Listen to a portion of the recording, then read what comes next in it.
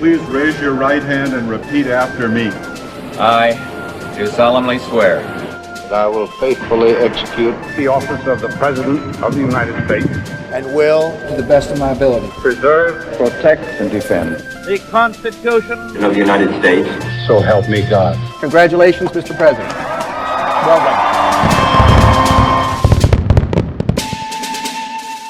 George Washington, first President of the United States. 2 terms of office between 1789 and 1797. No political party. Known as the father of our country. Born February 22, 1732, in Virginia. Died at age 67, December 14, 1799, in Virginia.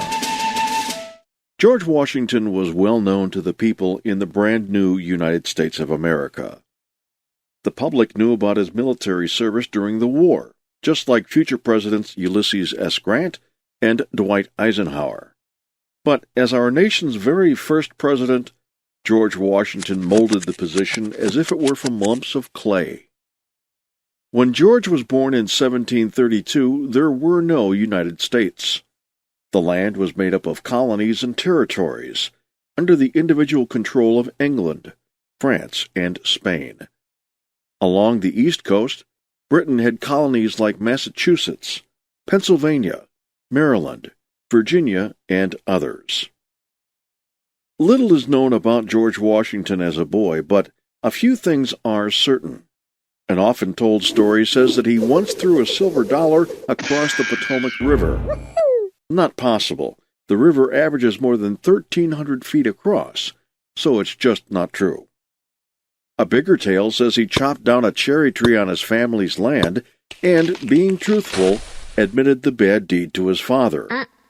Never happened, but it was a myth created in an early biography about George. Both stories illustrate just how eager America was to make him a larger-than-life figure. As a teen, he began to survey in the Virginia Territory, measuring and mapping much of the land. In 1748, at 16 years of age, Washington became an officer in the Virginia militia. He fought in what would develop into the French and Indian War. In spite of some tough experiences, George survived and returned to his plantation of Mount Vernon in 1759. He married Martha Custis and farmed tobacco and wheat. Washington began milling flour and distilling whiskey, becoming a successful plantation owner. During that time, he also served in the Virginia government. Like most colonists, George didn't care for the way England taxed and treated them. As a delegate to the Second Congressional Congress in 1775, Washington was appointed Commander-in-Chief of the Continental Army. The American Revolution had just begun, and the soldiers were badly trained and poorly equipped. It was now up to George to get them ready to fight. General Washington shrewdly led his soldiers across the Delaware River on Christmas night of 1776. They quickly captured a group of German fighters, hired by the British government, in Trenton, New Jersey. Washington and his soldiers repeated that success a few days later in Princeton, New Jersey. But Washington's troops lost some battles in the New York Territory.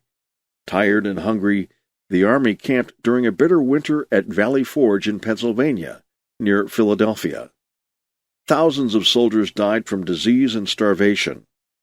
George struggled to keep up the spirits of his troops, and they did make it through to the spring. France became an ally of the colonists. With those additional troops, Washington was able to defeat the British, including a decisive win at Yorktown, Virginia. England agreed to peace, signing the Treaty of Paris in 1783. America would finally be its own boss. Washington left the military and public service, wanting to give back to his family, farm, and businesses at Mount Vernon. But George was concerned that the country for which he'd fought so hard was not going in the right direction.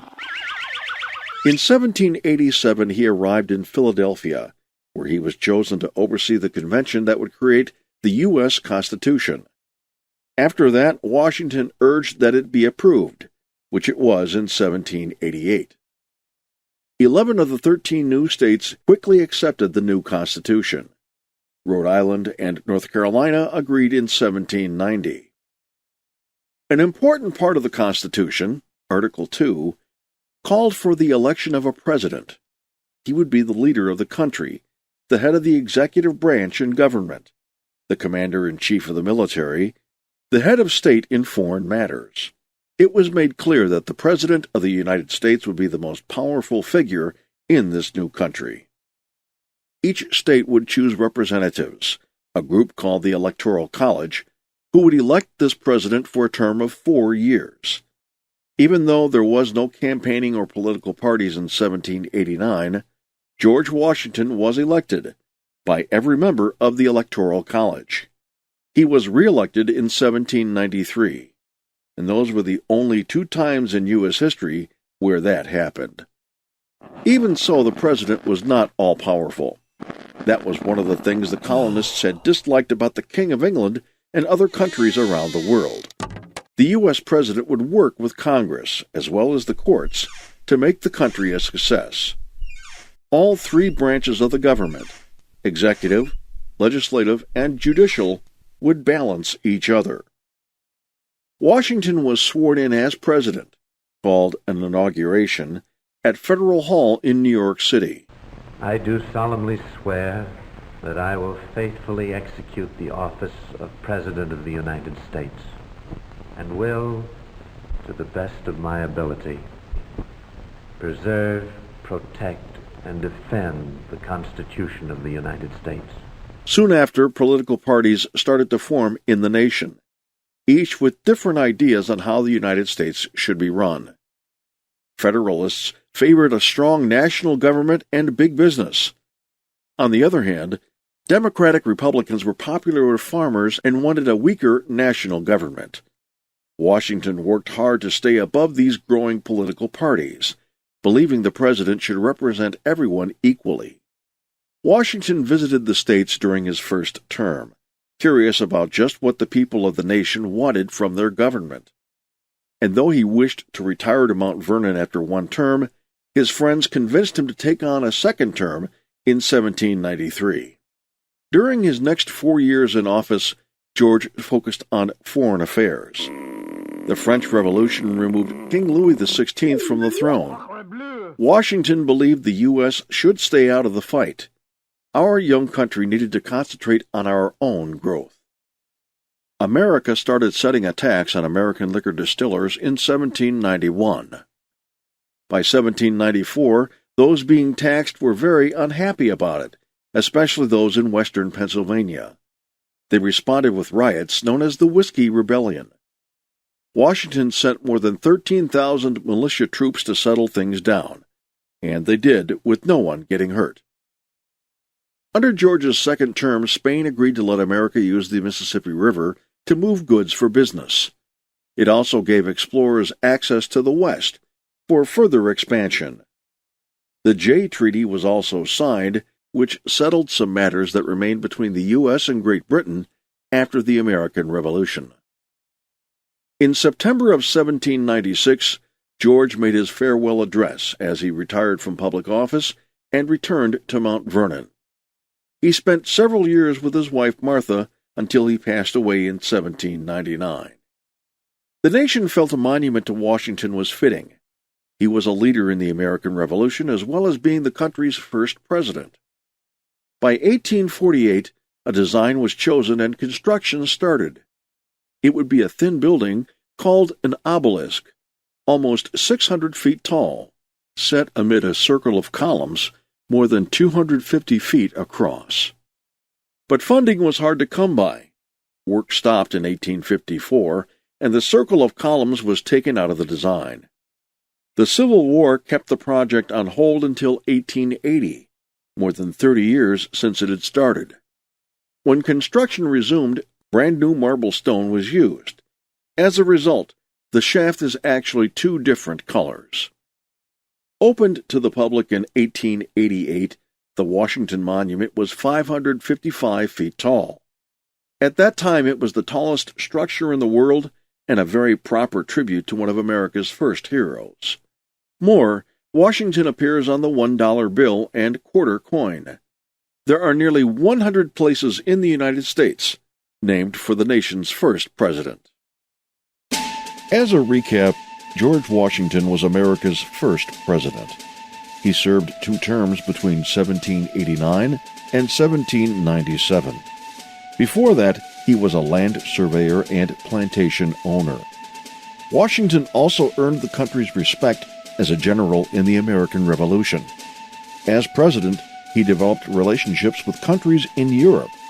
George also directed the growth of the new United States of America. Thomas Jefferson, 3rd President of the United States. 2 terms of office between 1801 and 1809. Democratic-Republican Party. Known as the Sage of Monticello. Born April 13, 1743 in Virginia. Died at age 83, July 4, 1826 in Virginia. Thomas Jefferson could have focused his life work on any one of many fields. He could have been a lawyer, a writer, or a land surveyor. He could have been a musician, a mathematician, or a teacher. He could have been an inventor, a farmer, or a gourmet chef. He could have been an architect, a master of languages, or a librarian. In fact, he actually was all of those, as well as the nation's 3rd president.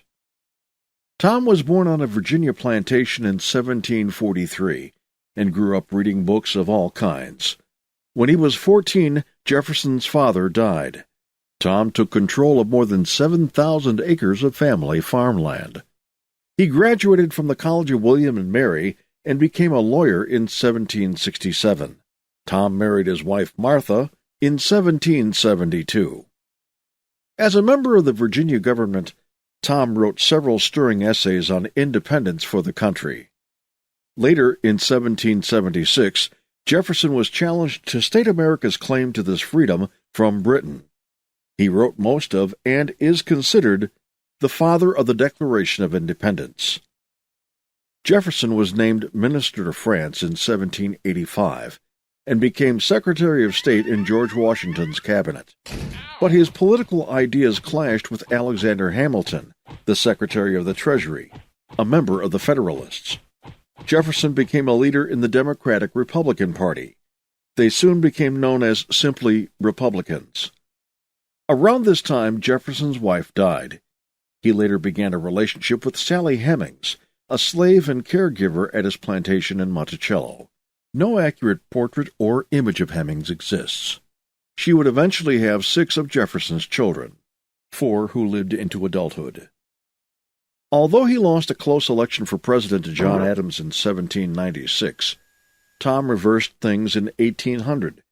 He became president in a similarly close election. America was growing at a rapid rate. More land was needed. At that time, much of the land in North America was controlled by Spain, the Brits, and French Canadians. The rest of the vast country was under the domain of soldier, leader, and soon-to-be Emperor of France, Napoleon Bonaparte.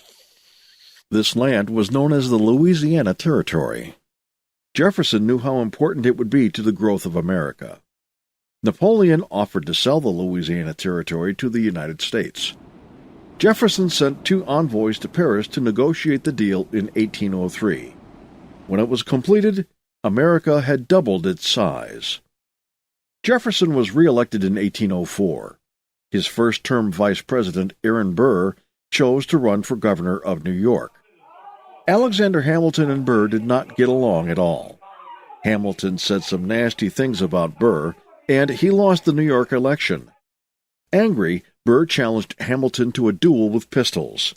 Hamilton was shot dead. During Jefferson's presidency, American merchant ships traveled the Atlantic Ocean and had trouble with pirates. They were known as Barbary pirates, sailing out of North Africa. These bandits asked for bribes. In return, they wouldn't bother American ships. In some cases, America paid these tributes to avoid war. Jefferson wanted to reduce the U.S. military to save money, but he also knew the economy relied on safe passage on the seas, so he built up the U.S. Navy fleet. They traveled the ocean between Europe, Africa, and the Caribbean, allowing American merchant ships to move safely. Thomas Jefferson left the White House to retire to his home in Monticello, but he was hardly retired. Almost single-handedly, Tom created the University of Virginia. He designed its buildings. He wrote its courses. He hired the teachers. Started in 1819, the University of Virginia remains one of the top schools in the country today. Two ex-presidents, Jefferson and Adams, exchanged thousands of letters in the years after their days in office. They wrote about all sorts of topics, from gardening to world politics. Sadly, Jefferson's last days ended with him owing many thousands of dollars to his debtors. Still, it was fitting that Thomas Jefferson passed away on the 50th anniversary of America's Declaration of Independence, July 4, 1826. Jefferson is remembered with his profile on one side of the nickel coin and his home of Monticello on the reverse. His image also appears on the seldom-seen $2 bill and often-seen Mount Rushmore monument. Also, the Jefferson Memorial is a popular attraction in Washington, D.C. To recap, Thomas Jefferson was America's third president, serving 2 terms from 1801 to 1809. A man of many talents, he is remembered as the primary writer of the Declaration of Independence. As president, he doubled our country's size in 1803 with the Louisiana Purchase. After his time in office, Thomas Jefferson created the University of Virginia. Andrew Jackson, 7th President of the United States. 2 terms of office between 1829 and 1837. Democratic Party. Known as Old Hickory. Born March 15, 1767, in the Carolinas. Died at age 78, June 8, 1845, in Tennessee. Unlike many of the former presidents, Andrew Jackson did not come from a rich family. He received little formal schooling. But whatever he lacked in background, he made up for with guts, glory, and a grand style. Andrew Jackson was born in 1767 along what would become the border between North and South Carolina. As a teen, he became an orphan with only a small amount of formal education. Still, he was able to study law on his own. Jackson became a lawyer in Nashville, in territory that included Tennessee. Jackson met and married Rachel Donaldson Robards in 1794. 10 years later, he bought more than 400 acres of land. A marvelous mansion was built. The Jacksons called their new home the Hermitage. During that period, Andrew Jackson was very involved in Tennessee politics.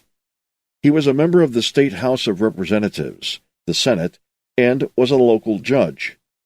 By the time the War of 1812 broke out, Jackson was the leader of the state militia. He was made a major general, commanding U.S. troops against the British. In 1815, he led a winning Battle of New Orleans. The British lost more than 2,000 soldiers. Jackson lost only 13. The peace treaty of Ghent had been already signed, but news traveled slowly, and Jackson was considered a national hero for the victory. Andrew Jackson was known to have a fiery temper. During an 1806 duel, a common event in those days, he was shot in the chest, then shot his opponent dead. In 1821, America acquired the Florida Territory from Spain. Jackson was named its first governor. But as a war hero, Andrew Jackson was about to enter the national stage. He had lost a tough election for president to John Quincy Adams in 1824. I win. Corrupt. Jackson called the voting corrupt. With that, he set his sights on the national election in 1828. Unhappy with the politics of the Democratic-Republican Party, Jackson headed off a spin-off faction called Democrats. Some of his opponents rudely called him a jackass. He actually liked the label and started featuring donkeys on his posters. In time, the Democratic Party's symbol became the donkey. Jackson easily won the 1828 election, but the negative mudslinging stressed out his wife Rachel. She died shortly after her husband became president. He was heartbroken, but carried on to assume the position of America's leader. Jackson also won re-election in 1832. There was a lot of friction inside the new Democratic Party. Less and less, Jackson relied on his formal cabinet members for suggestions. Instead, he received advice from an informal group of politicians and newspaper men. They were called the Kitchen Cabinet. Jackson was the first U.S. president to face an attempt on his life. In January of 1835, an insane citizen pulled a gun on the president outside the U.S. Capitol. But it didn't go off, and a very angry Andrew Jackson beat the assailant with his cane. A second gun also refused to fire, and members of Jackson's staff captured the man. The president was friendly with many Native Americans, but he also believed it was the country's right to occupy their land. So, starting with the Indian Removal Act of 1830, he ordered the relocation of the Cherokee and other Native American nations. They had to move from their land east of the Mississippi River to territory in what today is the state of Oklahoma. Almost a third of the Cherokees and others died from hunger and sickness along what was called the Trail of Tears. Andrew Jackson left office in 1837. He returned to the Hermitage, still considered a hero in the eyes of many Americans. He died in 1845 at age 78, as his years of hard living finally took its toll. His nickname was Old Hickory, as hard and tough as hickory wood itself. Jackson is remembered today on the $20 bill. To recap, Andrew Jackson was America's 7th president, serving 2 terms from 1829 to 1837. Recognized as a war hero from the War of 1812, he was known as a rough and rugged leader. As president, he received a lot of advice from his kitchen cabinet, but he was also accountable for relocating the Cherokee Nation in the Trail of Tears.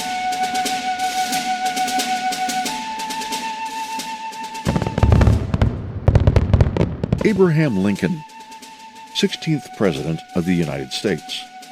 More than one term of office, 1861 to 1865. Republican Party. Known as Honest Abe and the Great Emancipator. Born February 12, 1809 in Kentucky.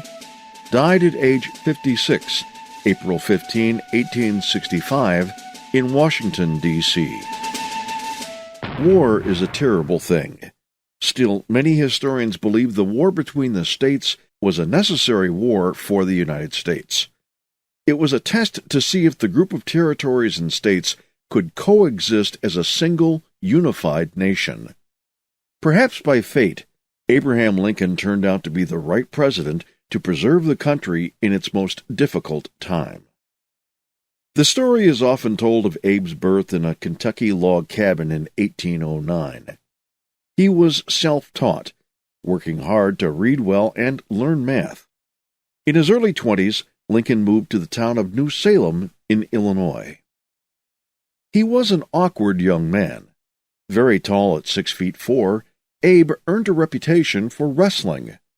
Gifted with great strength, he could chop down trees and quickly split them into rails with ease. As a clerk in the New Salem General Store, he was known and liked by almost everyone. Soon, he became the town's postmaster as well. Lincoln studied law on his own. He earned his license to practice law in 1837. As a member of the Whig Party, he was elected to the Illinois House in the mid-1830s. At the time, he disagreed with slavery, but he also did not support the idea of citizenship for blacks in America. Abe wed Mary Todd in 1842. They had 4 sons. 3 died before reaching adulthood. In 1846, Lincoln was elected to the U.S. House of Representatives.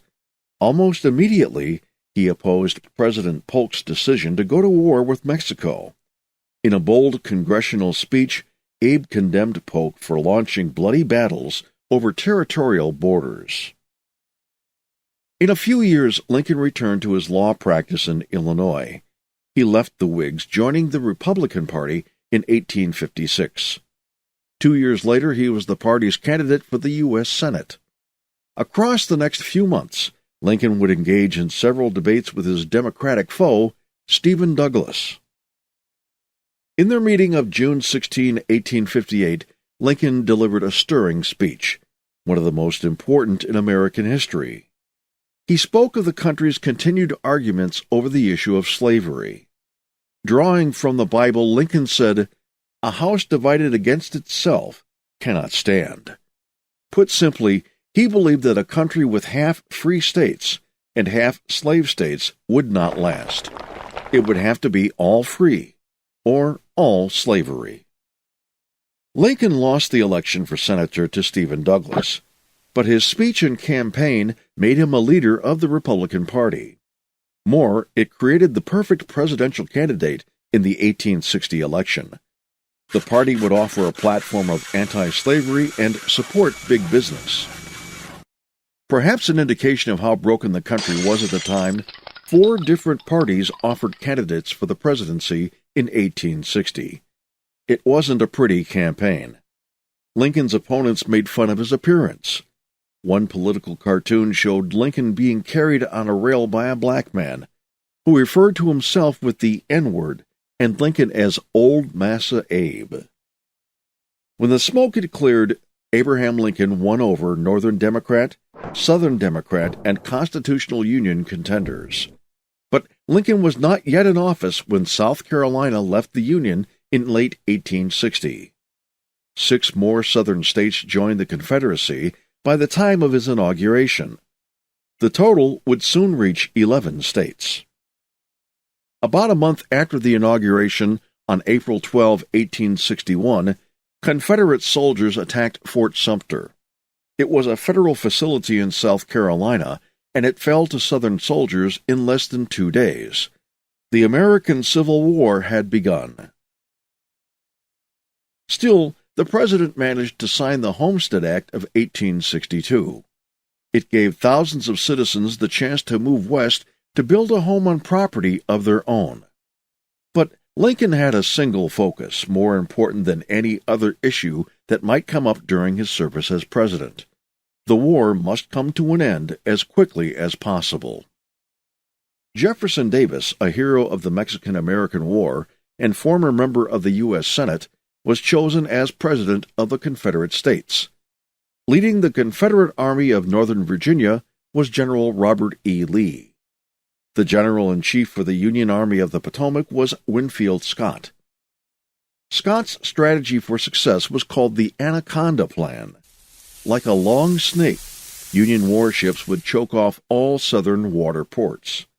This would hurt the South's economy, as no cotton could be exported and needed resources could not be imported. Lincoln had some doubts about the Anaconda Plan. Soon he ordered Union ground troops to invade the South. Abe also had some questions about his slow-to-react General Winfield Scott. He was soon replaced by General George McClellan, who then was soon replaced by General Henry Halleck. Neither left Lincoln with a feeling of confidence. The president then turned to General Ulysses S. Grant in March of 1864. Graduating in the lower half of his class at West Point Military Academy, Grant was nevertheless a respected horseman. More, he sparked a winning Union strategy that led to Lee and the South surrendering at Appomattox Courthouse 1 year later. Another result of the ongoing Civil War involved many slave rebellions in the South. Even though the South had separated from the United States, Lincoln still held command over the entire nation. He announced the Emancipation Proclamation. It said that, on January 1, 1863, all slaves in rebelling states would be free forever. Black men would also be accepted in the Union Army, further strengthening the Northern forces.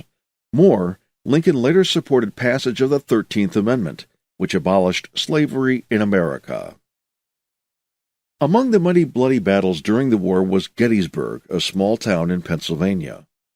In the first 3 days of July in 1863, more than 10,000 soldiers from the North and South were killed. 30,000 were wounded, and another 10,000 were missing or taken prisoner. More than 30,000 dead and wounded soldiers were left on the battlefields of Gettysburg. 4 months later, the Soldiers' National Cemetery was dedicated at Gettysburg. It was the final resting place for thousands of Union soldiers, with thousands of Confederate soldiers relocated to cemeteries in the South after the war. President Lincoln addressed the crowd of 15,000 for just 2 minutes. 7 years ago, that this nation, under God, shall have a new birth of freedom, and that government of the people, by the people, and for the people, shall not perish from the earth. Many considered the Battle of Gettysburg to be the turning point of the Civil War. Lincoln's Gettysburg Address hoped that the outcome of the war would secure the ideas of freedom and equality in the United States. Lincoln looked to his cabinet for advice throughout the conflict. He had selected several former rivals. Salmon P. Chase was his Secretary of the Treasury, and William Seward was Secretary of State. Edwin Stanton was Secretary of War for most of Lincoln's presidency. Despite much friction among them, these men respected each other. They knew working together was the only way to properly deal with the Civil War. Lincoln was reelected in 1864. With Lee's surrender to Grant, the Civil War came to an end. The president could focus on rebuilding the country as a whole. 5 days after the surrender, Abe and his wife Mary visited Ford's Theater in the nation's capital. The show was a comedy, Our American Cousin. Suddenly, a shot rang from the president's balcony box. John Wilkes Booth, an actor and Southern sympathizer, had fired a pistol into the back of Lincoln's head. He died the next morning. It was the first assassination of an American president. The nation had been celebrating the war's end. Unexpectedly, they were thrown into a state of mourning. President Lincoln was gone, but his efforts to mend the country would not be forgotten. Today, Abe appears on the penny coin and the $5 bill, as well as Mount Rushmore. In Washington, the Lincoln Memorial is a lasting tribute to his leadership. As for Lincoln's killer, Booth jumped onto the stage from the president's box in the balcony, breaking his right leg. Still, he escaped the theater. A hunted man for 11 days, he was cornered in a Virginia tobacco barn. Refusing to surrender, Booth was surrounded by about 100 Union soldiers and was shot dead. For more than 80 years, the argument raged between the strength of the individual states and the power of the federal government. Thanks in large part to Lincoln, the outcome of the Civil War proved that the sum of the country was more essential than the issues of the separate states. To recap, Abraham Lincoln was the 16th President of the United States, serving more than one term between 1861 and 1865. A simple lawyer from Illinois, his House-divided speech as U.S. Senator warned of the approaching Civil War. He worked to reunite the country during that terrible conflict before being killed by a bullet from an assassin's gun.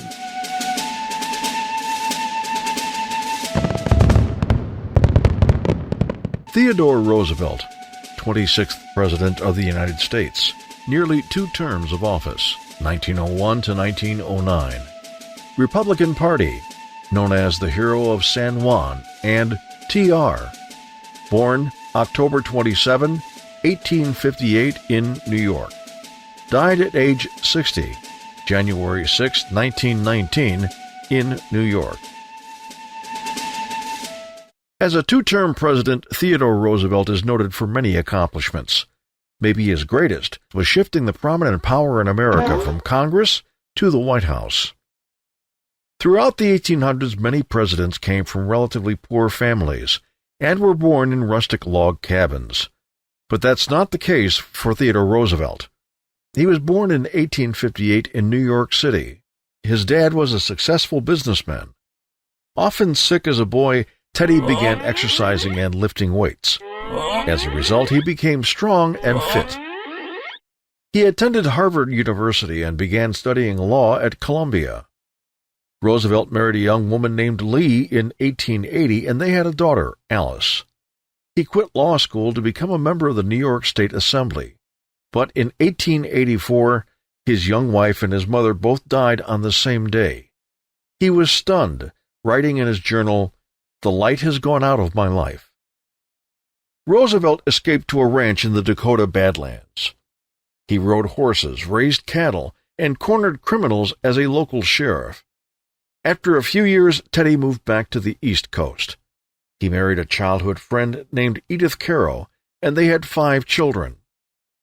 Theodore began writing books of history and biography.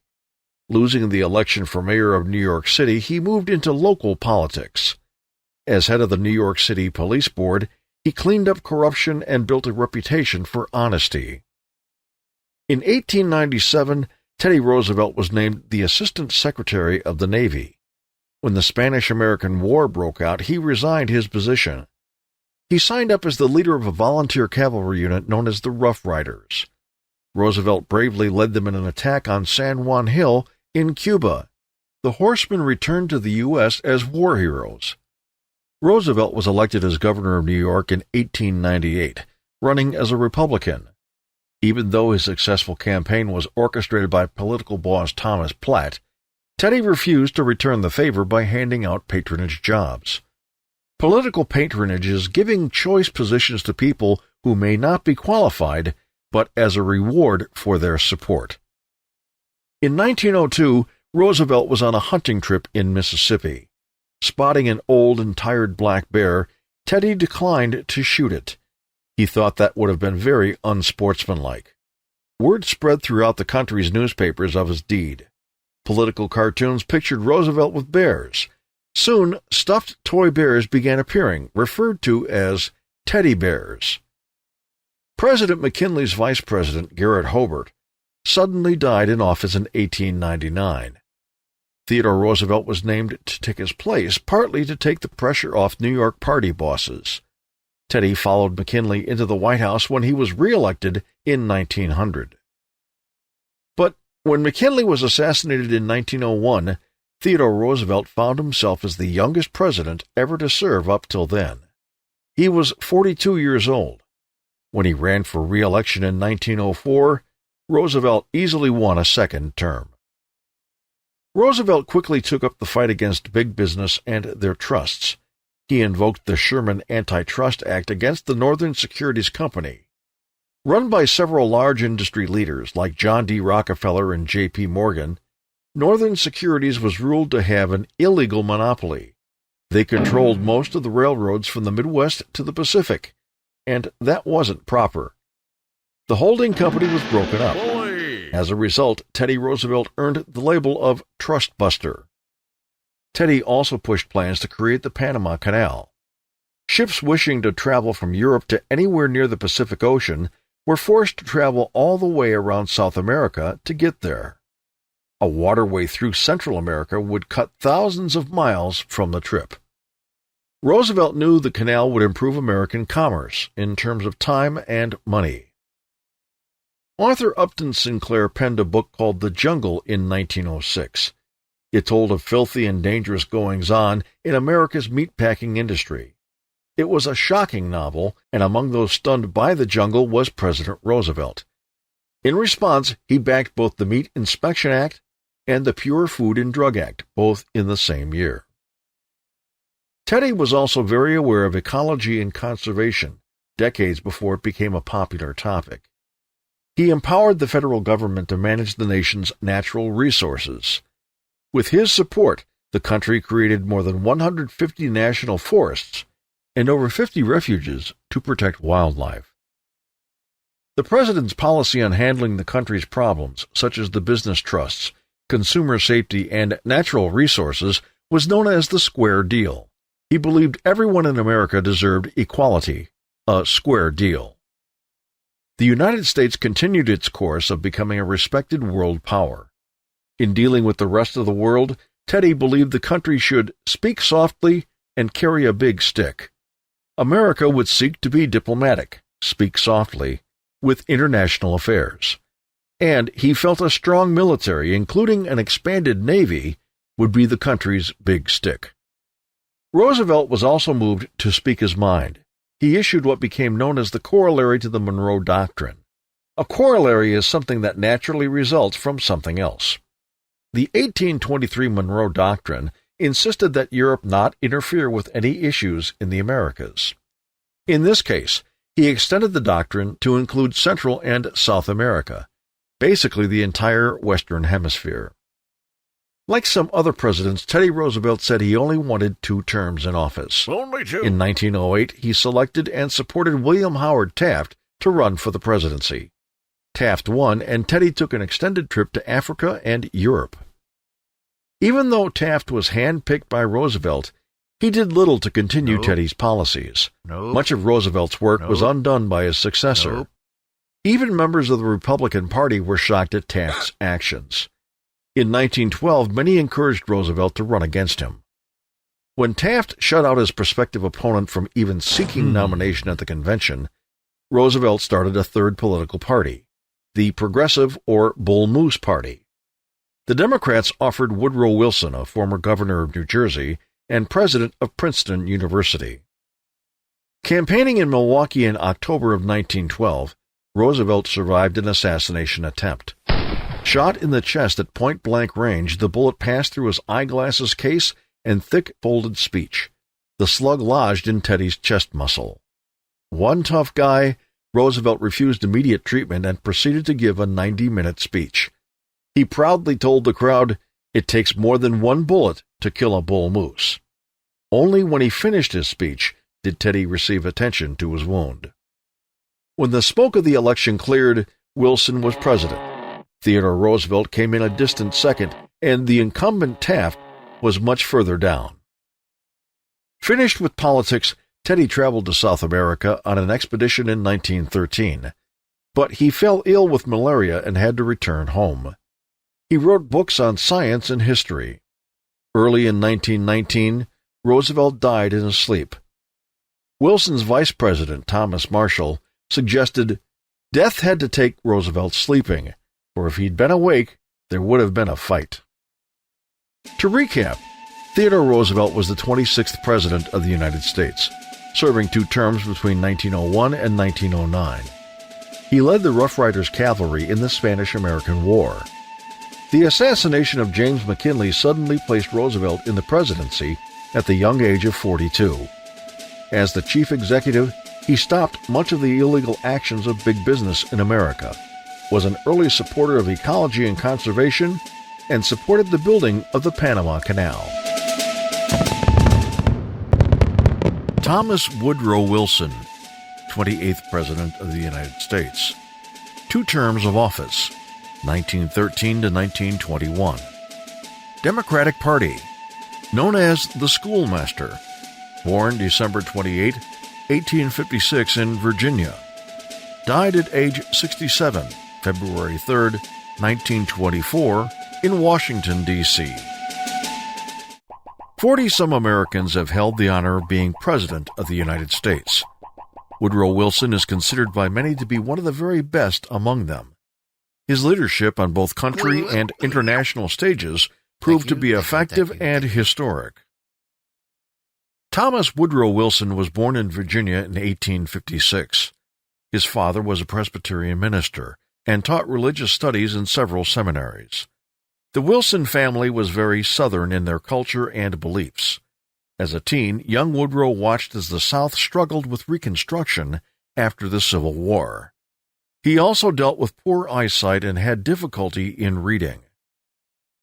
But Wilson showed great natural intelligence and graduated in the top quarter of his class from the College of New Jersey in 1879. The school would later be known as Princeton University. He studied law but found the role of an attorney to be boring. Woodrow then studied history and political science at Johns Hopkins University. He earned a doctorate degree in 1886, the only U.S. president to ever hold such a high diploma. Wilson wrote books on history and government and was a college professor for more than 15 years. In 1902, he was chosen as president of Princeton University. In spite of some opposition, Woodrow changed the ways of the school, from tired and old to new and modern. His reputation as a reformer caught the attention of the Democratic Party. In 1910, he ran for and was elected as governor of New Jersey. As a man of great honor, he refused to make deals with any one group or another. Instead, he went after the corrupt political bosses and cleaned up the way government was run in New Jersey. At the Democratic Convention in 1912, the selection of a worthy candidate was not easy. Woodrow Wilson was finally chosen on the 46th ballot. He campaigned under the promise of new freedom. Small farms and small companies would have a chance to fairly compete against the power of big business, while the meddling ways of the federal government would be reduced. The Republican vote was split between incumbent President Taft and former President Teddy Roosevelt.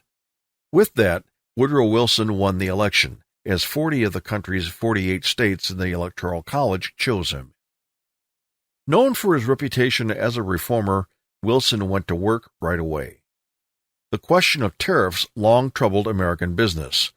A tariff is a tax paid for importing or exporting raw materials or manufactured goods.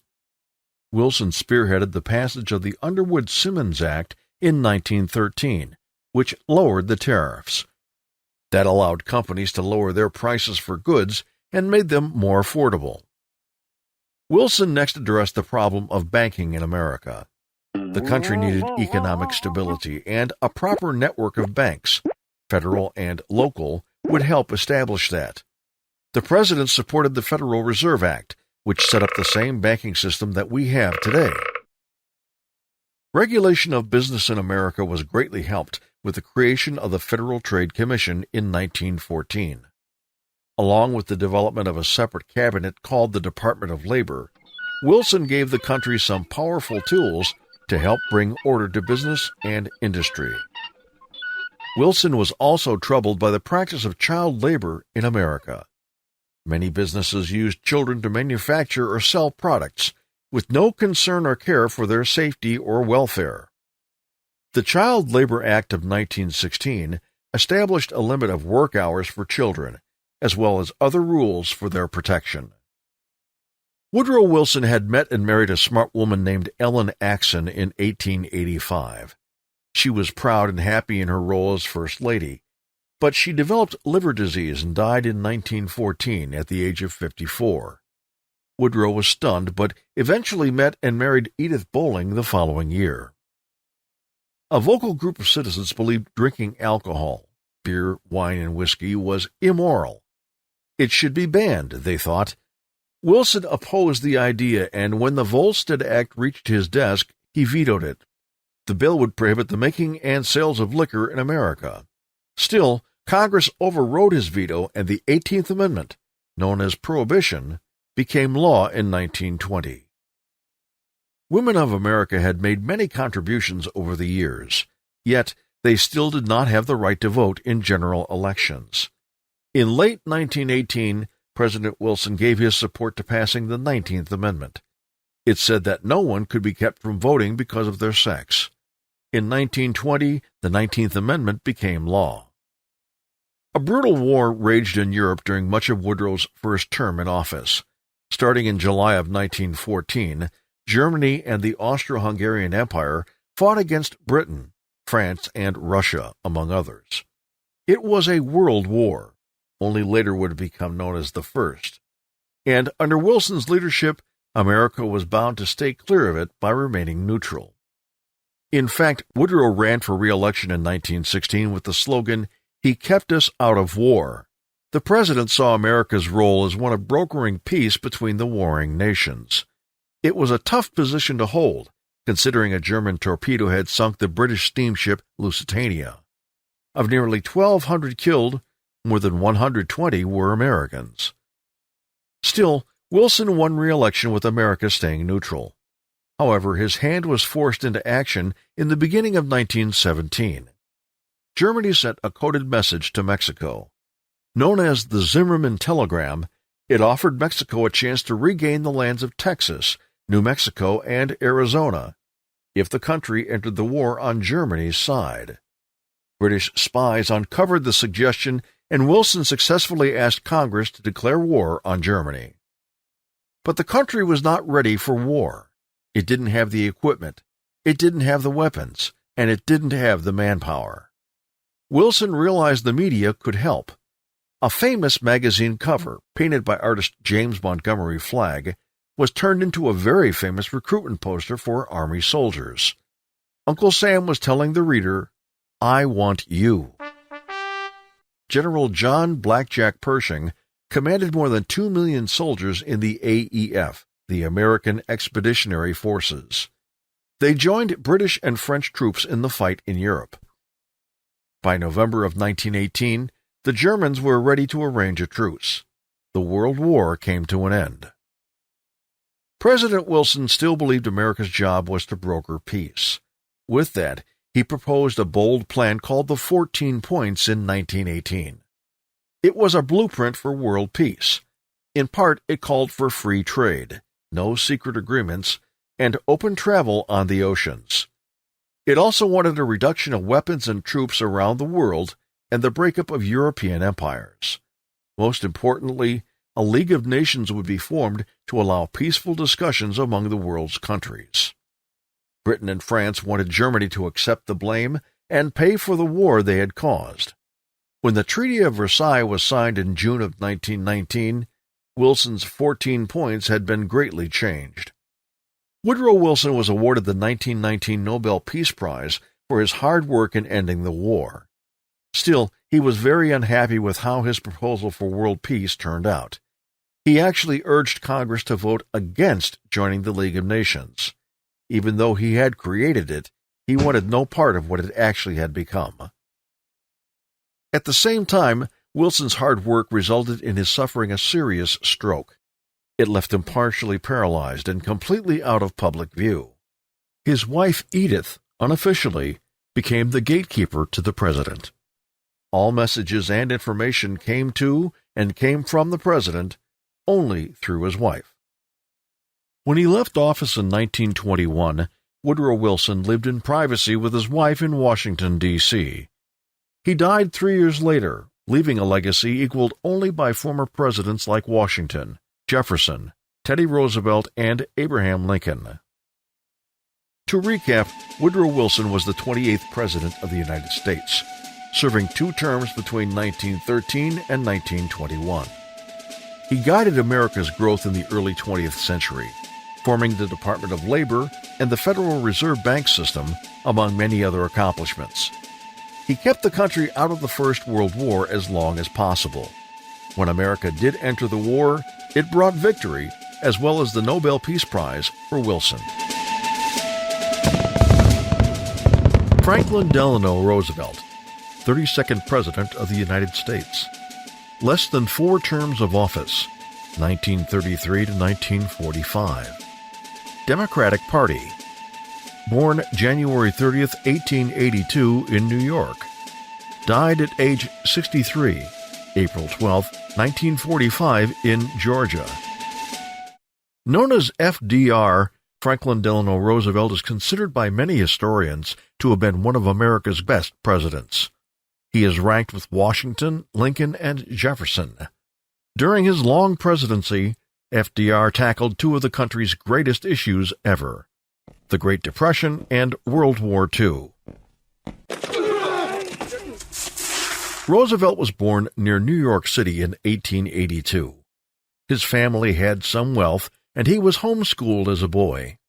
After attending Groton Private School as a teen, Franklin entered Harvard College in 1900. Later, he attended the Columbia School of Law. He had great admiration for his distant cousin, Theodore Roosevelt. In fact, Franklin married Eleanor, one of Theodore's nieces, in 1905. But where Teddy was a Republican, Franklin became a member of the Democratic Party. By 1910, Franklin started the first of several terms in the New York State Senate. When Woodrow Wilson was elected president in 1912, He chose FDR to be the Assistant Secretary of the Navy. In 1920, Roosevelt was the vice presidential running mate of James Cox, who lost to Warren Harding. Around that time, Roosevelt overcame the physical challenge of polio. Caused by a virus, polio is a disease that affects the nervous system. It can affect breathing, and, in FDR's case, it paralyzed his legs. Fortunately, polio is no longer a global threat. With effective vaccines, the disease has gone from 350,000 cases in 1988 to a recent report of less than 100 cases around the world. Diagnosed in 1921 at the age of 39, FDR refused to let the disease interfere with his life in politics. He used crutches before being restricted to a wheelchair, but it never slowed him down. He ran for governor of New York in 1928 and won the office. When the Great Depression hit the following year, FDR lowered taxes for farmers in New York. He also started a public works program for many unemployed people in the state and provided relief for those who needed it. The 1932 race for the presidency was not a close one. Many Americans blamed the Republican Party and sitting President Hoover for the Great Depression. FDR promised a New Deal for Americans and won with nearly 60% of the popular vote. Knowing he had to restore faith in the government, FDR used his inauguration speech to assure America, "Assert my firm belief that the only thing we have to fear is fear itself." With that, the president encouraged the country to be strong and move forward. Using the relatively new medium of radio, FDR calmed the country's fears by broadcasting frequent fireside chats. I want to talk for a few minutes with the people of the United States. FDR approached the Great Depression as if he were entering a war. Congress had given him warlike powers to resurrect America. His first 3.5 months in office, known as the 100 Days, saw Roosevelt introducing a large number of bills. Many created alphabet soup agencies that would specifically address certain areas of need. They were all part of FDR's New Deal. The Agricultural Adjustment Administration, AAA, reduced crop production by farmers. That ended the surplus of crops and stopped the downward trend of farm prices.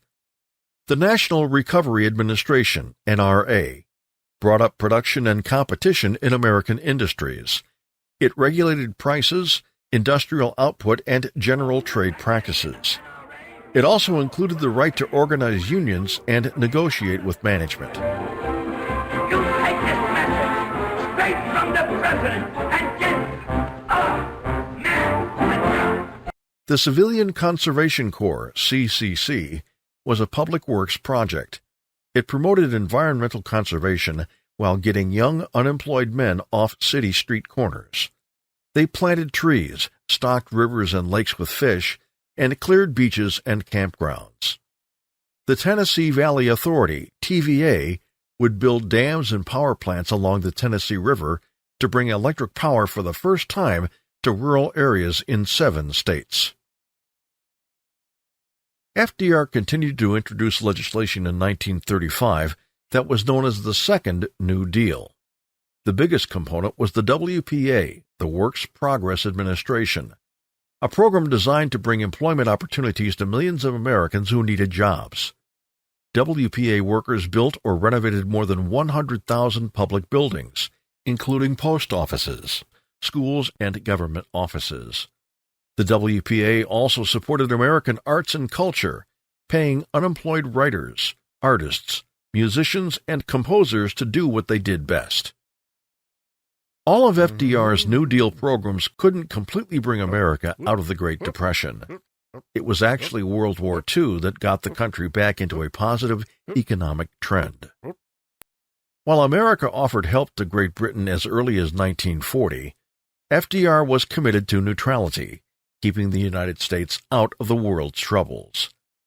Germany was led by Nazi Chancellor Adolf Hitler, Japan by Prime Minister Hideki Tojo. Italy was led by Prime Minister Benito Mussolini. Together, those 3 countries made up the Axis powers. Japan declared war on America with the surprise bombing of Pearl Harbor, a U.S. naval base on the territory of Hawaii, on December 7, 1941.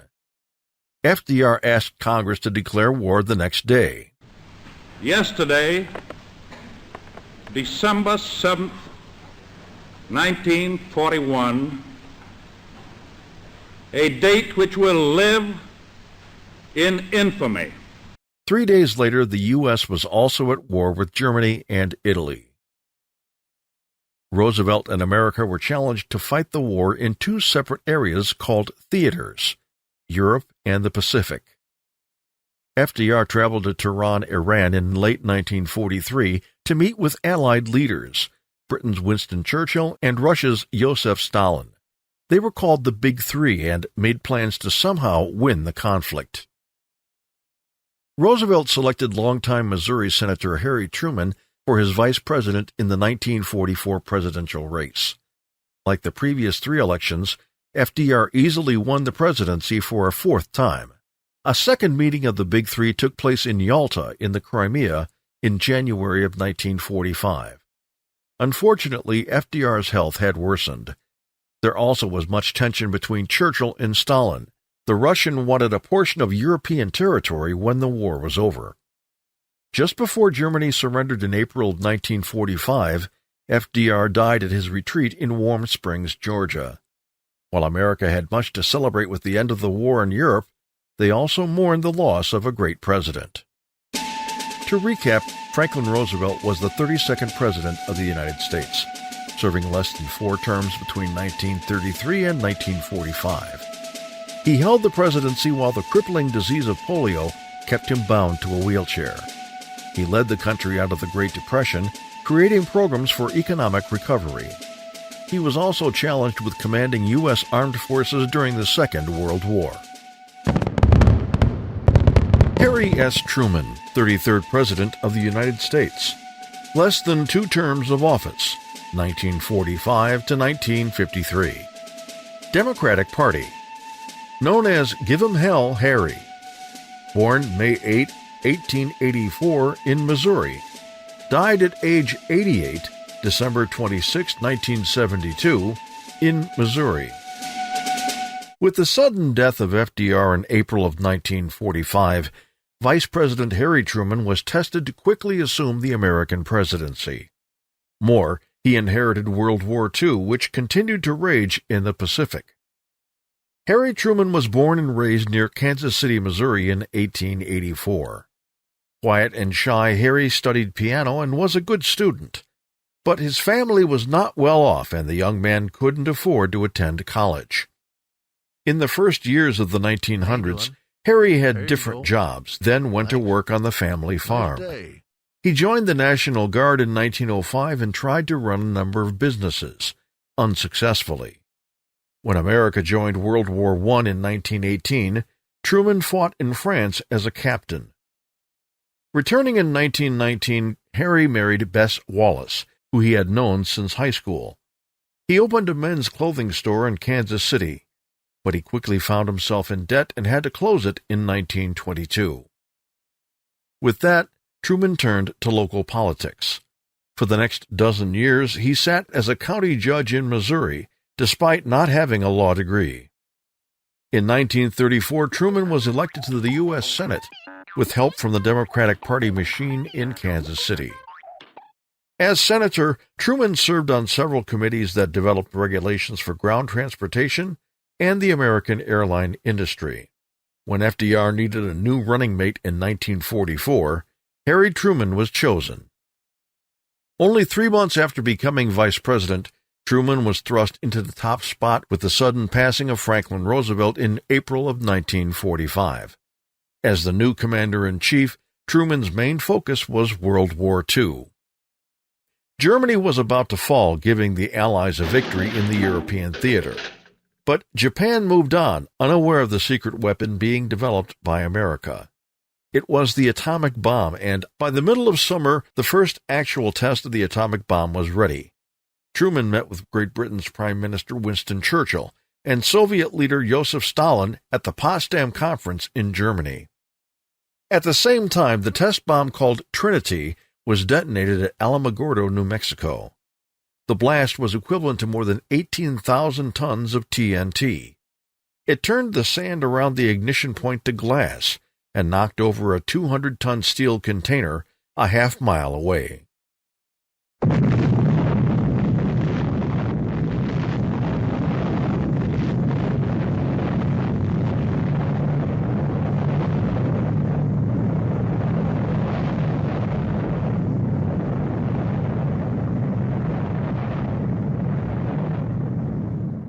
Truman faced a tough decision.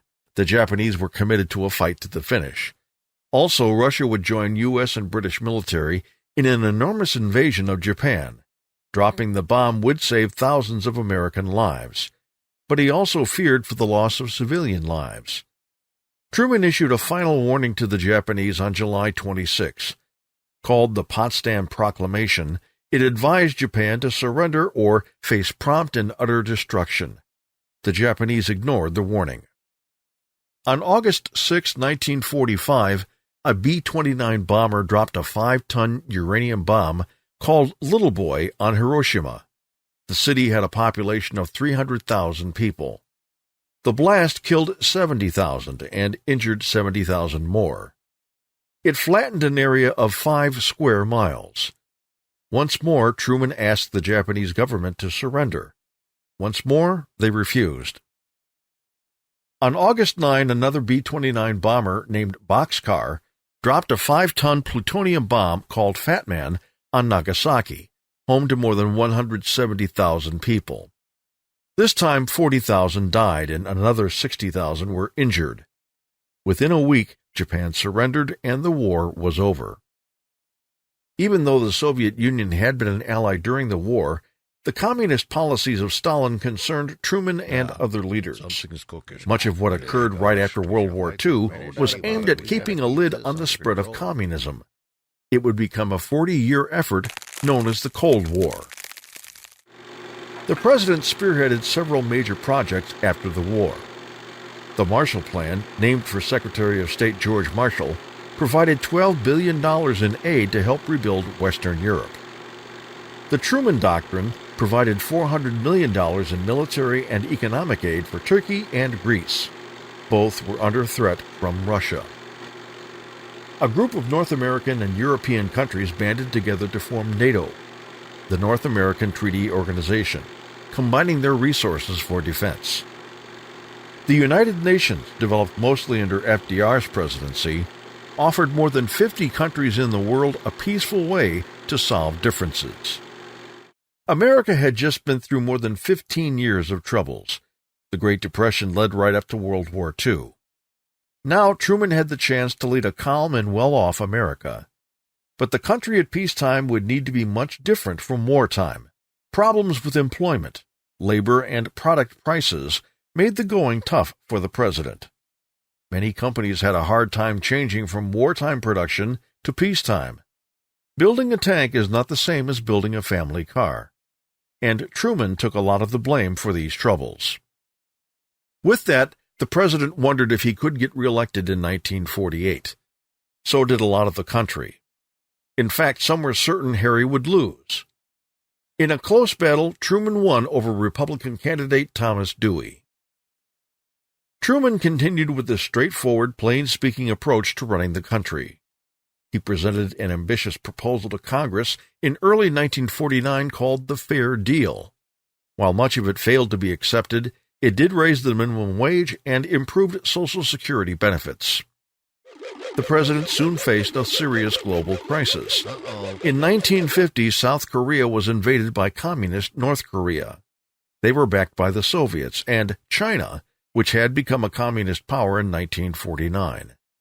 More than 300,000 international soldiers, more than 90% Americans, assisted South Korea in its fight. The war made the president an unpopular figure, so Truman chose not to run for a third term as president in 1952. He retired with his wife Bess to Missouri, where he wrote and observed the rapid growth of the country. At the age of 88, Harry Truman passed away in 1972. To recap, Harry Truman was the 33rd President of the United States. serving less than 2 terms between 1945 and 1953. He was faced with the difficult decision to drop 2 atomic bombs on Japan, bringing the Second World War to an end. He directed several global programs after the war, including the Marshall Plan and NATO, the North American Treaty Organization. He also led the country in its first major encounter with communism in the Korean conflict. Dwight David Eisenhower, 34th President of the United States. 2 terms of office, 1953 to 1961. Republican Party, known as Ike. Born October 14, 1890, in Texas. Died at age 78, March 28, 1969, in Washington, D.C. Dwight D. Eisenhower was no stranger to Americans. As a well-known military leader from World War II, he came to the White House as the country was experiencing great growth, both in global politics and technology. The future president was born in Texas in 1890 and raised in Kansas. He liked sports and Ike, as he was called, dreamed of being a soldier. At age 21, he entered the military academy at West Point. While not an outstanding student, Ike graduated and was posted at numerous bases around the country. He married Mamie Dowd in 1916. Eisenhower soon found himself working with well-known Army generals like John Blackjack Pershing and Douglas MacArthur. In fact, Ike was under MacArthur's command when the Bonus Army was run out of Washington, D.C. in 1932. Eisenhower's ability as a military leader became evident when World War II began. First, he was a war planner in Washington, D.C. as lieutenant colonel. Then he was a commander in North Africa, Sicily, and Italy. By 1944, he was a 4-star general, commanding the entire European theater of operations. Returning home as a war hero, Ike's popularity was never higher as the 1948 election neared. In fact, President Harry Truman spoke privately with Eisenhower. He offered the top spot on the Democratic ticket to Ike, and Truman would return to a vice presidential role. Eisenhower was stunned and refused the suggestion. Instead, he became president of Columbia University in New York City. When the Korean War erupted in 1950, Ike returned to a military uniform as the supreme commander of the NATO forces. As the 1952 election approached, leading members of the Republican Party believed Eisenhower was the perfect candidate for president. While he first backed away from the idea, Ike eventually accepted the party's call. The Democrats responded with Illinois Governor Adlai Stevenson as their pick, but many thought of him as an egghead. His campaign speeches often confused audiences. By contrast, Ike's easy manner and war hero persona agreed with many Americans.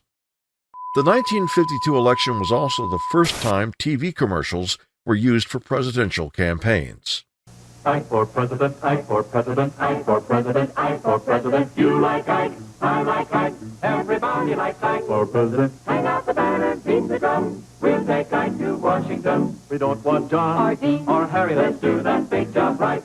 Let's get in step with the guy that's left, get in step with Ike. You like Ike, I like Ike, everybody likes Ike for president. Hang out the banner, beat the drum, we'll take Ike to Washington. We got to get where we are going, travel day and night for president. Let Adelaide go the other way, we'll all go with Ike.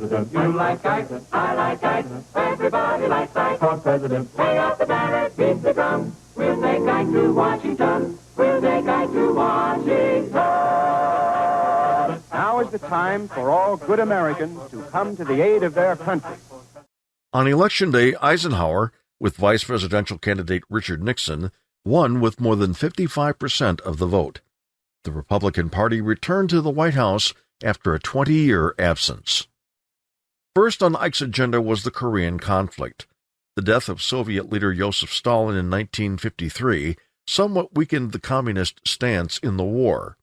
It ended with an agreement to cease fire. The countries also agreed to create a demilitarized or safe zone, called the DMZ, between North and South Korea. In 1953, the president created the Department of Health, Education, and Welfare. Today, it's two separate cabinet departments, Education and Health and Human Services. The fear of communism in America peaked with the witch hunt-like efforts of Wisconsin Senator Joseph McCarthy. He headed a Senate subcommittee investigating potential communists in the U.S. Army in 1954. The relatively new technology of television brought the hearings right into American homes. McCarthy's grandstanding and careless accusations turned the American public against him. Let us not assassinate this lad further, Senator. You've done enough. Have you no sense of decency, sir? At long last, have you left no sense of decency? McCarthy was soon condemned by the Senate, ignored by the press and the public, and died from complications associated with alcohol abuse in 1957. In 1954, with the case of Brown versus the Board of Education, the Supreme Court ruled that segregation in public schools was unfair. 3 years later, Ike was forced to call out federal troops in Little Rock, Arkansas, to prevent violence. A group of locals, along with Governor Orville Faubus, tried to stop integration of black students into all-white Central High School. Desegregation of schools would be a slow process in America.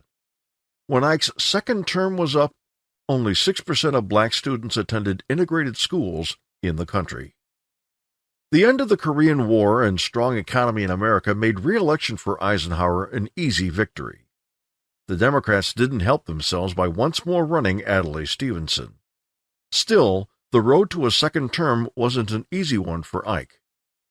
A serious heart attack and other health concerns in 1955 led to questions about whether Eisenhower would seek a second term. With doctors' approvals, the president moved ahead with his campaign in early 1956. In America, many cities had buses and trains for mass transportation, but it did not have the roads that were now needed to connect the cities and suburbs. Eisenhower signed the Federal Aid Highway Act of 1956, calling for more than 41,000 miles of interstate highways. With a cost of more than $25 billion, it was the biggest public works project in American history. The Russians launched Sputnik, the world's first man-made satellite, into space in October of 1957. America responded nearly 4 months later by successfully launching its first satellite, called Explorer 1. The space race had begun. Although science was behind space exploration, the Cold War was the underlying reason for success. Ike asked Congress to act quickly. In mid-1958, the National Aeronautics and Space Administration, known as NASA, was created. Their primary interest was to place a man into space and safely bring him back. By April of 1959, they had selected 7 military test pilots to become America's first spacemen, the Mercury astronauts. In 1959, Ike signed bills that added Alaska and Hawaii as the country's 49th and 50th states. They were the first to be added to the Union in almost 50 years. Dwight Eisenhower left the White House in 1960. He and wife Mamie moved into a farm in Gettysburg, Pennsylvania. They traveled while Ike wrote several memoirs. He advised Presidents John Kennedy and Lyndon Johnson. But his health began to fail in the mid-60s. He died in 1969, remembered as a former president and war hero. To recap, Dwight Eisenhower was the 34th President of the United States, serving 2 terms between 1953 and 1961. He was a war hero, commanding troops in Europe during World War II. He survived a heart attack to win re-election to a second term as president. Among his many accomplishments was the Highway Act of 1956, creating a maze of interstate roads across America. John Fitzgerald Kennedy, 35th President of the United States. Less than 1 term of office, 1961 to 1963. Democratic Party, known as JFK. Born May 29, 1917, in Massachusetts. Died at age 46, November 22, 1963, in Dallas, Texas. Many Americans found an easy connection to John F. Kennedy. As the first president born in the 20th century, he represented what was known as the New Frontier. But it's hard to say how effective he could have been, as Kennedy was assassinated less than 3 years into his first term. John Kennedy was born into a large and wealthy family in 1917. Unlike most Americans, the Great Depression had little impact on the rich Kennedys. Jack, as he was often called, attended private schools before entering Harvard University. His college essay, Why England Slept, was published as a best-selling book in 1940. As a commander of a PT boat during World War II, Kennedy survived a terrible accident. A Japanese destroyer crashed into PT-109, splitting it and sending Kennedy and his crew into the Pacific waters. After a Navy investigation, Kennedy was considered a hero. After the war, John Kennedy won election to the U.S. House of Representatives. In 1952, he became the Democratic senator from Massachusetts. He also met and married young and attractive Jacqueline Bouvier. John was considered for vice presidential candidate in the 1956 election, but Tennessee Senator Estes Kefauver got the nod instead. Around that time, Kennedy published Profiles in Courage, which won a Pulitzer Prize in 1957. The stage was set for the 1960 presidential election. The young and promising Democrat John Kennedy was pitted against Republican Richard Nixon, Dwight Eisenhower's vice president. Kennedy selected Texas Senator Lyndon Johnson as his running mate. Several issues stood out during the campaign.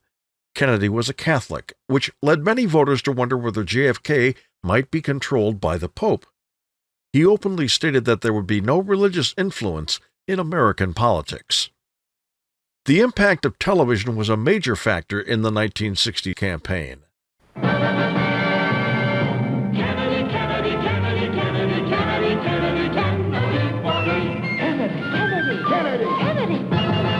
Do you want a man for president who's seasoned through and through, but not so doggone seasoned that he won't try something new? A man who's old enough to know and young enough to do. Well, it's up to you, it's up to you, it's strictly up to you. Do you like a man who answers straight, a man who's always fair?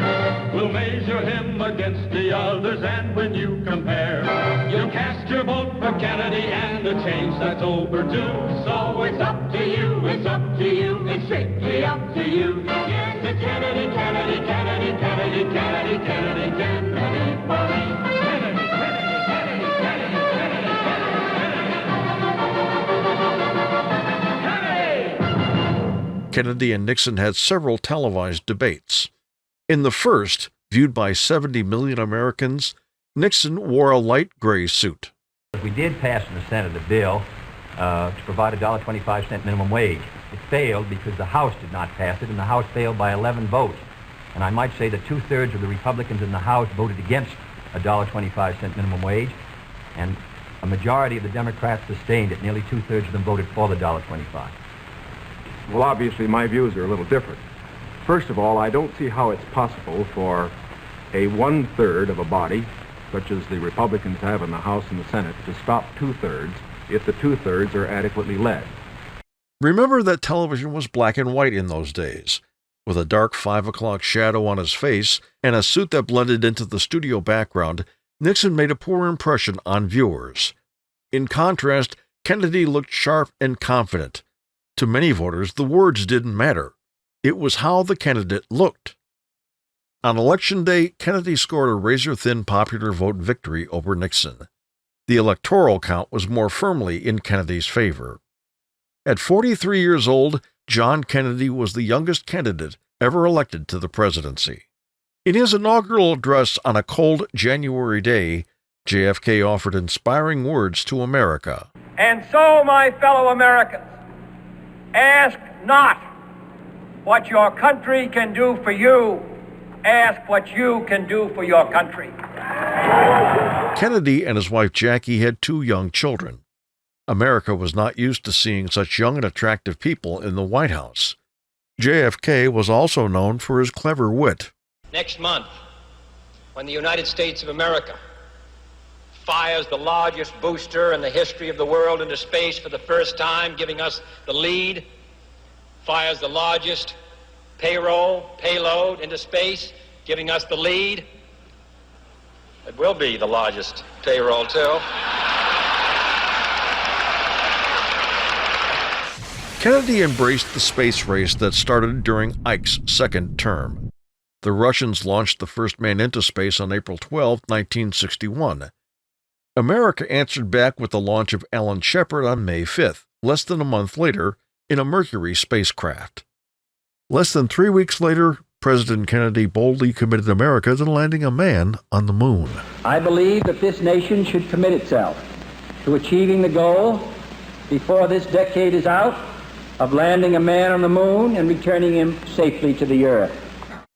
In early 1961, Kennedy approved a secret plan started by the Eisenhower administration. The CIA, America's Central Intelligence Agency, was a government agency of secret agents and spies set up at the beginning of the Cold War. The CIA trained more than 1,000 Cubans who had fled Cuba when Fidel Castro took power as president. The plan was to invade Cuba and take it back from the communist leader. This attack on the Bay of Pigs, called that because it was the spot where the secret troops would land, turned out to be an embarrassing failure for Kennedy and America. Castro and his soldiers knew the invasion was coming and easily defeated the attackers. More than 1,200 ex-Cubans were taken prisoner. Nearly 2 years later, Kennedy traded millions of dollars in food and medical supplies to Cuba in exchange for the prisoners' freedom. As part of the Russian response to the failed Bay of Pigs invasion, Soviet Premier Nikita Khrushchev turned to his ally Fidel Castro in Cuba. He offered to place several missile launch sites on the island nation. At the time, America was using a high-flying spy plane known as the U-2. A flyover in October of 1962 clearly showed the missile installations were underway. U.S. Ambassador Adlai Stevenson used the world stage of the United Nations to give the Russians a chance to admit they were installing missiles in Cuba. Do you, Ambassador Zorin, deny that the USSR has placed and is placing medium and intermediate range missiles and sites in Cuba? Yes or no? Don't wait for the translation, yes or no?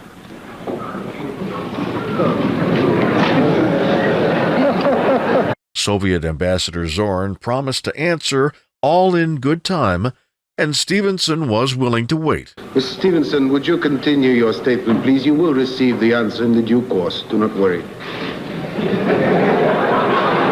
I'm prepared to wait for my answer until hell freezes over, if that's your decision. When the Soviets denied placing missiles in Cuba, Stevenson showed the U-2 photographic evidence to the world. These missiles had the ability to reach a large part of North America. Kennedy was told of this threat. He assembled a committee of his top advisors, including his younger brother Bobby, who was the Attorney General. The group was known as ExComm, for Executive Committee. They discussed various responses to a threat that was now less than 100 miles from America. They agreed that the Cuban missile installations could not be allowed to exist. Something had to be done before construction was complete. Part of ExComm wanted to try negotiating the removal of the sites. Some suggested doing nothing. The military chiefs wanted to attack the installations, which might result in another world war. JFK believed none of those solutions would work. Showing great tact, the president asked the U.S. Navy to enforce a quarantine of the island. It was an action that fell short of being warlike, but still effective. It would block any Russian ships from delivering more military supplies to Cuba. JFK then took to American TV. He told everyone about the missiles, the country's actions, and the clear fact that America was prepared to use military force, if needed, against Cuba and the Soviets if the missiles were not removed immediately. The situation was tense, and then it got worse. 2 Russian ships approached the group of U.S. Navy vessels that blocked their paths. Then, a U-2 plane on a mission was shot down over Cuba and the pilot was killed in the crash. There seemed to be no way out for either superpower. Behind the scenes, Khrushchev stated that he would remove the missiles if America promised not to invade Cuba. XCOM accepted the offer, and the U.S. would also take down missiles near the Soviet Union. A nuclear war had been avoided. There were other highlights during Kennedy's administration. After World War II, the German city of Berlin was divided into east and west portions. The west was supported by the Allied countries. On the other hand, the east was ruled by Communist Russia. By 1961, several million East Berliners had escaped to the western portion of the city. In response, the Soviets erected a concrete barrier between East and West Berlin. The Berlin Wall now physically isolated the people of East and West Berlin. Nearly 2 years later, President Kennedy spoke before a crowd of nearly 50,000 West Berlin citizens. And therefore, as a free man, I take pride in the words, Ich bin ein Berliner. Kennedy's speech showed West Germans and the Soviets how he and the rest of the world stood against communism. In 1961, JFK created the Peace Corps. Eager adults volunteered to spend 2 years helping people in other parts of the world to improve their lives and communities. In the fall of 1962, a young black man named James Meredith tried to enroll at the University of Mississippi. The governor of the state denied his entrance because he was black. Kennedy ordered federal marshals to accompany Meredith into school. Riots broke out on campus, with National Guard troops fighting local citizens. Several people died in the disturbance. In the fall of 1963, JFK began to focus on re-election in 1964. In a campaign trip through Dallas, Texas, Kennedy was shot and killed. Lee Harvey Oswald was arrested for the crime. 2 days later, a club owner named Jack Ruby shot and killed Oswald. There would be no trial for the murder of the president. A commission appointed by the new president, Lyndon Johnson, found in 1964 that Oswald acted on his own in killing JFK. But many Americans believed there were others involved in the assassination plot. A congressional commission assembled 15 years later concluded that Kennedy most likely was killed as the result of a conspiracy. The country and the world was stunned that such a young and active man like JFK could have been terribly struck down at the age of just 46. The slain president was laid to rest at Arlington National Cemetery in Washington, D.C. To recap, John Kennedy was the 35th President of the United States, serving less than one term of office between 1961 and 1963. He survived the sinking of his PT boat in World War II to become a U.S. Senator. At age 43, he was the youngest elected president. Kennedy challenged America to be the first to land a man on the moon.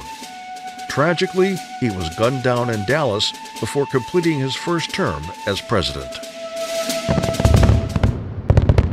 Ronald Wilson Reagan, 40th President of the United States. 2 terms of office, 1981 to 1989. Republican Party.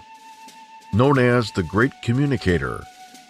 Born February 6, 1911, in Illinois. Died at age 93, June 5, 2004, in California. Many U.S. presidents came into the Oval Office with backgrounds in law.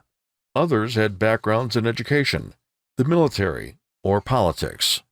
While Ronald Reagan came to the White House as a former governor, many Americans only knew him as a star of TV and movies. Ronald Reagan was born in a small town in rural Illinois in 1911. At Dixon High School, he was a fine athlete and president of his student class. He also took part in the school's drama productions. Attending Eureka College, Ron, or Dutch as he was called, was an average student, was on the swimming team, and wrote for the school newspaper. With a degree in economics, Reagan returned to his performing roots. In the mid-1930s, he became a radio announcer, broadcasting sports for several Iowa stations. In the days before television, He excelled by recreating Chicago Cubs baseball games on the radio using written reports. In 1937, Ronald traveled to California to cover the Cubs in spring training. He happened to take an acting screen test for Warner Brothers Studios. Reagan wound up with a contract to be a movie star. In the next 20 years, Ronald Reagan would appear in more than 50 films. Some were forgettable, like Bedtime for Bonzo, where he co-starred with a chimp. But other films were standouts, like Knute Rockne, All-American, and King's Row. During that time, he married and divorced actress Jane Wyman, then married actress Nancy Davis. In the 1950s, Reagan moved into television. He appeared in many TV shows, starring in General Electric Theater and Death Valley Days, among others. Ronald Reagan had been a Democrat for many years. He had been active in Hollywood politics, serving as president of the Screen Actors Guild in the late 40s and 50s. During that period, it was feared that communism was widespread in Hollywood. In 1953, Reagan used his position to secretly spy for the FBI on suspicious Hollywood activities. In the early 1960s, Reagan changed over to the Republican Party. He supported Richard Nixon's failed 1962 run for governor of California. When Barry Goldwater ran for president in 1964, Ronald Reagan made a stirring speech on national television on behalf of the Republican candidate. You and I have a rendezvous with destiny. We'll preserve for our children this, the last best hope of man on earth, or we'll sentence them to take the last step into 1,000 years of darkness. Reagan ran for governor of California in 1966. He won over sitting Governor Edmund Pat Brown. Despite never having held political office before, Ronald was effective as California's governor. He won a second term in 1970. It was clear that Ronald Reagan had his eye on the White House. Though he failed to get the Republican Party's nomination for president in 1976, Reagan declared his aim to run for America's highest office in late 1979. At nearly 70 years of age, some Americans thought Reagan might be too old for the challenging job of president. During a primary debate in 1980, the candidate showed just how firm and tough he could be. I am paying for this microphone, Mr. Speaker. Winning the Republican nomination, Reagan chose former Texas Congressman and CIA Director George H.W. Bush as his running mate. As the election neared, Reagan had several televised debates with his opponent, sitting President Jimmy Carter. Are you better off than you were 4 years ago? In November, Reagan beat Carter by more than 8 million popular votes. Independent candidate John Anderson got nearly 6 million votes. Reagan's count for the Electoral College was 10 times what Carter received. It was clear that America liked what they saw in Ronald Reagan. The new president's concern was getting the nation's economy under control. There was a recession. Businesses were going bankrupt, farmers were in trouble, and interest rates at banks were high. Reagan's first move was to cut taxes. The thinking was lower taxes would allow Americans to keep, save, and invest more of their money. He also reduced government spending. Both actions worked after several years of continued recession. At one point, unemployment reached 11%, the highest reached in 40 years. But barely 2 months into his presidency, Ronald Reagan was the target of an assassination attempt. Leaving a Washington hotel, the president and his associates were fired upon by John Hinckley. Several people were seriously injured. Hinckley's wild reason for the shooting was to get the attention of a famous movie actress. At first, it was thought Reagan had escaped injury, but it was discovered in his limousine that he had been shot in the chest. The bullet was only an inch away from his heart. Still, the president kept up a bold front. Famously, he kidded with the First Lady that he forgot to duck. In the operating room, he hoped all the doctors were Republicans. The president recovered quickly and was back in the White House within a month. The country's air traffic controllers illegally walked off their jobs in August of 1981. Their jobs were important, keeping all the airplanes safe in the sky. But as government workers, they were not allowed to strike. Reagan ordered them back to work. The union workers refused. The president fired almost 12,000 of them, and non-union managers took their places. New air traffic controllers were hired and trained. Reagan earned the respect of the public by standing firm against the workers' union. The president believed America's military had become weak following the exit from the Vietnam War. He spent billions of tax dollars to build up the country's soldiers and weapons. Reagan feared the Soviet Union, calling it an evil empire. In 1983, the president revealed his plans for the Strategic Defensive Initiative, SDI. Some people called it Star Wars after the popular 1977 movie. The satellite-based system would include nuclear-powered lasers and guided missiles to catch any foreign missile attack before it reached America. After considering the billions of dollars that SDI would cost, it was eventually ended before it could begin. Some in Congress thought the system might increase tension between the U.S. and Soviet Union, which it did. It was best for all involved to just let the idea pass. Still, Reagan believed America and the Soviet Union could have a good relationship. New Soviet leader Mikhail Gorbachev thought the same.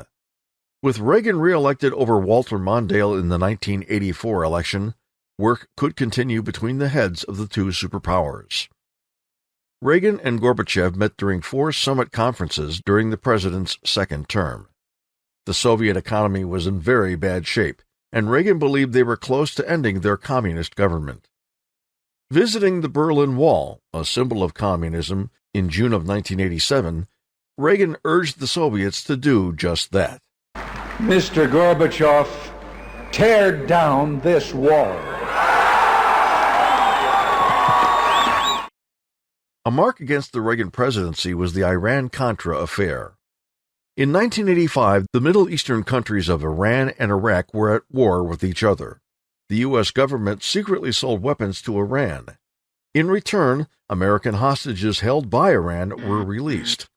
But the sale was a violation of a congressional act. Some of the millions of dollars paid wound up in Iran. More millions of dollars disappeared. That money was secretly sent to support rebel soldiers in the Central American country of Nicaragua. Known as Contras, they were fighting against the communist-based power known as the Sandinistas.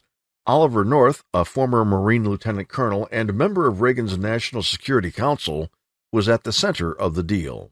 In 1987, Reagan apologized to America in a speech, admitting he lied about trading arms for hostages. What began as a strategic opening to Iran deteriorated in its implementation into trading arms for hostages. Ronald Reagan retired in 1989. He moved into his California ranch with his wife, Nancy. But in 1994, he revealed he had Alzheimer's disease and would be leaving public life. He died 10 years later, remembered largely for his efforts to end the Cold War. To recap, Ronald Reagan was the 40th President of the United States, serving 2 terms of office between 1981 and 1989. He followed a successful career as a movie and TV star in Hollywood by moving into politics. He served 2 terms as governor of California, then won election as president in 1980. Reagan survived an assassination attempt in 1981. Despite building up America's weapons and defense, he worked hard to bring the Cold War to an end.